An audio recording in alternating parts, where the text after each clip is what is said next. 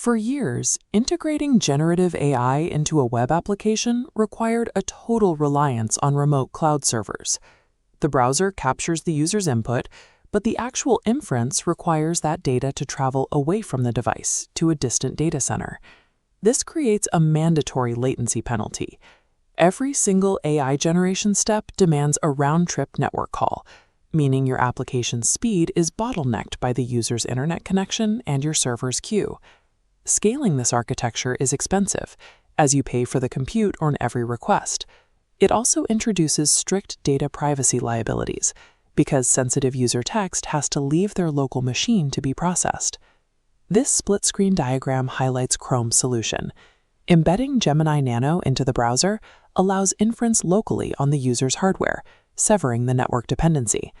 Operating securely in the browser sandbox, developers interact directly using standard JavaScript APIs instead of remote HTTP requests.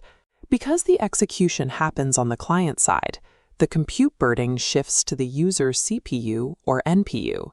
Your back-end cloud compute costs for these specific AI tasks drop to zero. You eliminate the risk of intercepting or mishandling sensitive information. Generative text tasks execute natively on the hardware, meaning user data never leaves the device. To take advantage of this, web engineers need to rethink how they manage application logic. It requires shifting from handling remote API payloads to orchestrating local model lifecycles and inference constraints. Relying on built-in AI requires a different approach to infrastructure. You are no longer provisioning servers, balancing loads, or pushing updated model weights to a cloud provider. This stack illustrates the new hierarchy. The browser takes on managing the base layer, downloading, updating, and purging the Gemini Nano model.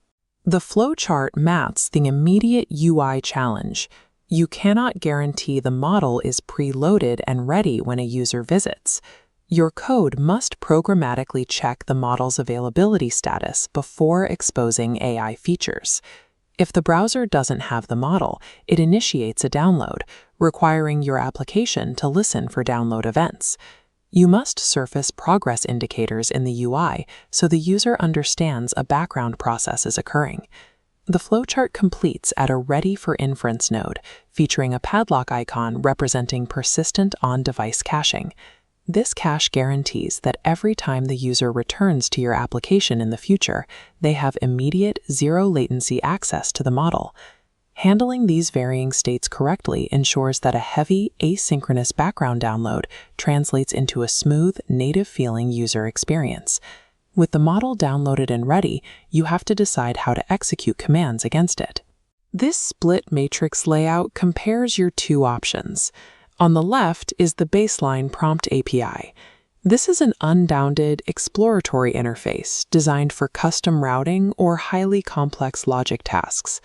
Relying solely on raw prompt engineering carries high compute overhead and yields unpredictable output formats, requiring extensive validation logic.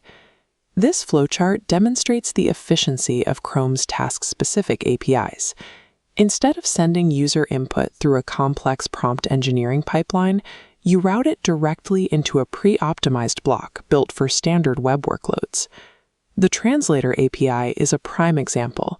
It executes real-time localization between source and target languages natively on the device. Enterprises use this API to build instant multilingual support modules. Because it skips the network, there are no latency spikes, even under heavy translation loads. The Summarizer API serves a different function. It takes massive, complex content, like an entire article or comment thread, and distills it entirely on the client side. It provides deterministic format options, allowing you to enforce the output structure.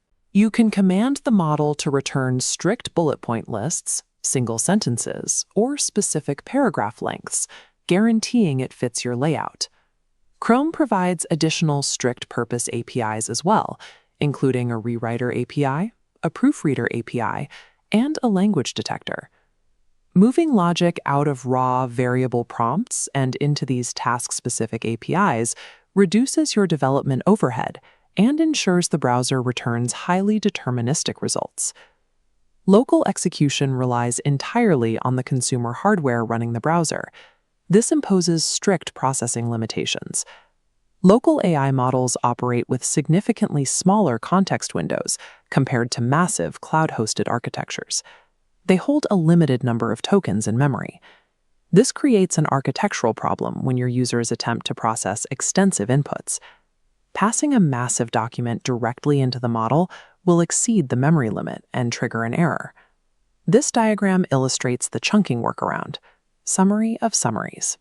You split the massive document into smaller segments and route each sequentially through the local LLM to generate condensed data points. Finally, synthesize those outputs into a single aggregated prompt. Beyond memory limits, you also have to engineer for the wide variance in processing speeds across different consumer CPUs. A local model generates text sequentially. If your application waits for the entire generation cycle to finish before updating the UI, you will block the main thread and freeze the browser for users on slower hardware. To solve this, developers must implement front-end architectures that ingest streaming token responses. As the LLM generates a word, incrementally render it to the DOM. Chunking your data to manage context windows and streaming tokens to mask generation latency are the two required patterns for building a responsive local AI interface. Chrome is actively expanding built-in AI to Chromebook Plus and desktop environments, but a large portion of client devices simply lack the NPU compute power to run a local model. This logic gate network outlines hybrid AI architectures. Your app must detect hardware capabilities first. If capable, the request routes natively to the local Chrome API. If it fails, or the task is too complex, it falls back to Firebase AI logic. Once you have a reliable hybrid routing system in place, you can move past passive text generation and build autonomous web experiences. This relies on WebMCP, or the Model Context Protocol, which is becoming the standard for agentic operations.